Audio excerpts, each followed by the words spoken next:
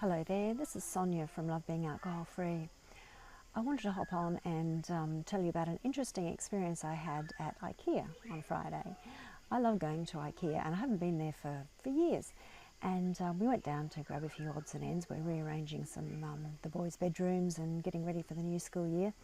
And we'd done our shopping and I went to the marketplace, the Swedish marketplace they have there where they have all the food and other goodies.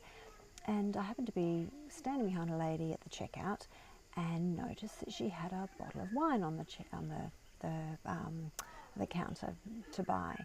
And I figured immediately, it wasn't an alcoholic wine because it wouldn't have been a licensed place, or I assumed anyway.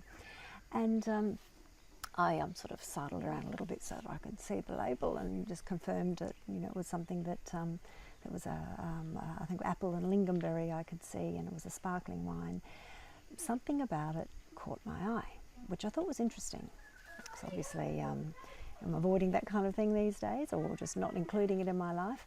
And I thought, that's quite okay. It's something about it attracted me and I felt like I wanted it. I wasn't thinking, I knew it wasn't alcoholic, so I didn't really have that effect, but I thought, why can't I have a nice glass of, or a bottle of non-alcoholic wine? So I left the line and I went to find where she'd got it from, and found there were two different bottles. One was, I think, a sparkling pear. I haven't tried that one yet. And the other one was the apple and lingonberry. So I got one of each, and I thought, well, I don't think I've ever had a bottle of non-alcoholic wine before, and certainly long in the past I would have turned my nose up at it. I would have poo-pooed it. I would have thought that was very unsophisticated and very unclassy to be drinking non-alcoholic wine. I mean, how ridiculous. But something drew me to it, and I thought, well, why not? There's no harm in it, is there?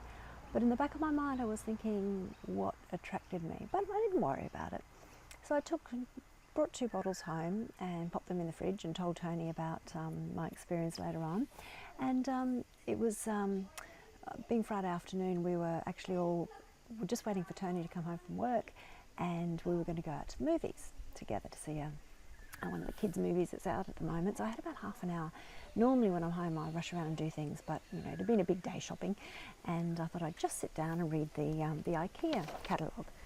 So I've got it here. So I brought that home and I sat down with a cup of tea, and I was flicking through, and further to this wine discussion, I found this photo. Now can you see that there? There's a couple sitting there with a glass of wine each, and it caught my eye, and I thought, oh. And I didn't have it wasn't an urge for the alcohol, I don't believe. It was interesting that it was a Friday afternoon, which had typically been my end of the week wind down, and I'd always look forward to a drink about that time. But it wasn't so much, I think it was the look and the feel of the occasion. Yes, the wine glasses are what caught my eye, but I wasn't feeling like I wanted an alcoholic drink. So just seeing that photo, it just added on to the, seeing the bottle and buying it, and had me quizzing what my interest in it was. And I chose, as I said, I didn't have the sense that I wanted an alcoholic drink. That wasn't in my mind. I wasn't craving it. I wasn't going to go and get one. I didn't want to start drinking again, but something about the vision of the shape of the bottle and the vision of the glasses on the table caught my attention.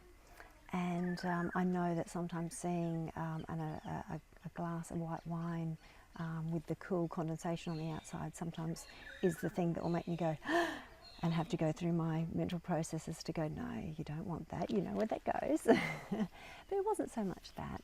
It was, I thought about it for a while, and I discussed it with Tony, and I decided that what it was very much the association. I chose to decide that it was the association with the occasion, with sitting down and enjoying a nice table setting, a nice meal, the company of someone I love to be with, and drinking something that was tasty. And I think it was more that than anything else. And it was interesting too that someone else buying the wine, this is a second point, my first point was I choose to believe it was the association with the nice occasion, the attractive wine glass shape, the attractive bottle shape. And the other thing that was interesting, the second point that was interesting, is that seeing someone else buy a bottle of non-alcoholic wine, I think actually validated it for me that it's okay for me to have a bottle of alcoholic wine. And I think the significance of that is that on the flip side, when we see other people drinking alcoholic beverages, we assume it's the same as well. We believe it's okay for us as well. So there's that validation. So it's interesting to see, for me at this stage, two and a bit years down the track, that I have an association with the atmosphere and the enjoyable nature of sitting down to drink a glass of wine, but also the validation of those around me that other people will be drinking the same thing. And we actually had to pop back to IKEA yesterday to grab some extra bits and pieces that I couldn't get on the car on my own without Tony there, and I went through to grab something else at the marketplace, and someone else was buying 2 bottles. I just found it interesting. People like this. I'll do a bit of a review of it later in another post. I'll talk about the wines, because I am interested now in the fact that there are lots of non-alcoholic wines out there, and what they taste like, and what sort of experience you have when you drink them. Obviously not, the drunken kind. So I just wanted to share that with you.